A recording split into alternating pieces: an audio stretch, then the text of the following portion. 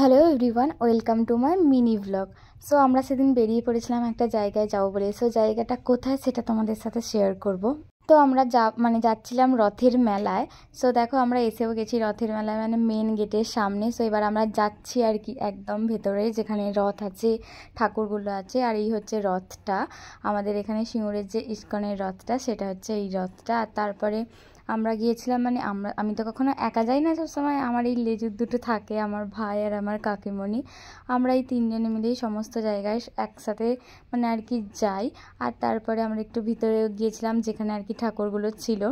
So সেখানটা আমরা ভালো করে সব দেখছিলাম। আর তারপরে ওখানে যে হরিনাম হচ্ছিল সেটাও আমরা শুনছিলাম একটু দাঁড়িয়ে দাঁড়িয়ে। সো কত লোক হয়েছে দেখো। তারপরে আমরা ওখানে তারপর আমি একটু সামনের দিকে চলে গিয়েছিলাম, যেখান থেকে আর কি ভালোভাবে ঠাকুরগুলোকেও তোমাদেরকে আমি দেখাতে পারি, আর আমিও একটু ভালোভাবে দেখতে পারি। কি সুন্দর দেখাচ্ছিল ঠাকুরগুলোকে, মানে জগন্নাথ, বলরাম আর সুভদ্রা, এই তিনজনকে। তারপর যথারীতি আমরা ওখান থেকে বেরিয়ে বাইরের যেখানটা মানে আর কি সবাই ছিল সেখানটাতে গিয়েছিলাম, সেখানটাও দেখছিলাম। আর তারপরে ওখানে জগন্নাথ দেবের ভোগ খাওয়ানো হচ্ছিল। তো আমরাও একটুখানি গিয়ে লাইনে দাঁড়িয়েছিলাম যাতে আমরাও একটু ভোগ পাই, আর যথারীতি আমরা ভোগটা পেয়েও ছিলাম। সো তারপর আমরা ভোগ খাওয়া হয়ে যাওয়ার পর একটু মেলাটা ঘুরছিলাম, কারণ মেলা ঘুরতেই এসেছি, আর মেলা কি ঘুরবো না, তার জন্য আমরা একটু মেলাটাও ঘুরছিলাম। এখানে অনেক দোকান বসেছে আর কি, আমাদের আর কি যেগুলো যেগুলো মানে পছন্দের আর কি দোকান। পছন্দের দোকান মিন্স যেগুলো আমাদের পছন্দের জিনিস যে দোকানে আছে সেখানে আমরা যাচ্ছিলাম আর কি কেনাকাটা করব বলেই।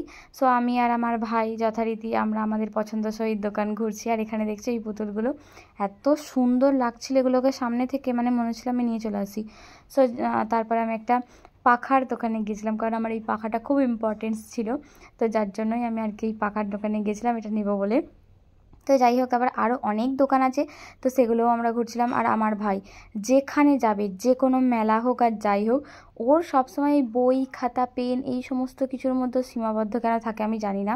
আসলে কি বললে হবে না, ও খেলনা কিনে কিনে ওর এত বালতি বালতি খেলনা হয়ে গেছে যে এখন ও একটু পেন, একটু খাতা এই সমস্ততে বেশি ফোকাসড করছে। তো যাই হোক, ভাইয়ের ওখান থেকে চলে আসার পর এখানে আমরা চলে এসেছিলাম একটা ব্যাগের দোকান, যেখানে আমার কাকিমণির পছন্দসই কিছু ব্যাগ ছিল।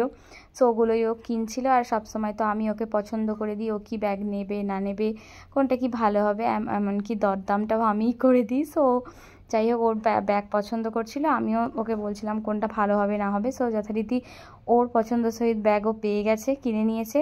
আর তারপরে আমরা একটু মেলা ঘুরছিলাম। ও আর একটা ব্যাগ কিনে ওর হয়নি, ও আরও কিনছিল, তার জন্য তুমি কেন, আমরা সাইডে দাঁড়াচ্ছি। তো তারপর এখন চলেছি আমার ভাইয়ের পছন্দসই দোকান, যেখানে খেলনা অ্যান্ড অল সমস্ত কিছুটাই আছে। তো এবারে ওকে বলেছিলাম যে তুই এবারে ওই খেলনা টালনা কিনবি না, প্রয়োজনীয় কিছু জিনিস থাকলে তুই সেইগুলোই কেন, আদারওয়াইজ কিছু কিনবি না, কারণ এগুলো সমস্তটাই মানে বেশিরভাগ জিনিসটাই তোর কাছে আছে। আর তারপর চলে গেছিলাম আমার কাকিমণির পছন্দসই দোকান, যেখানে কাপ, প্লেট ইত্যাদি ইত্যাদি জিনিসপত্র থাকে। জানি এটাও প্রয়োজনীয়, বাট ওর পছন্দের। আর এটা হচ্ছে আমার ফেভারিট জায়গা, যেখানে পুতুল আছে। সো আমার এই পুতুল একটা ছিল এইটা, যার জন্য আমি এটা নিইনি।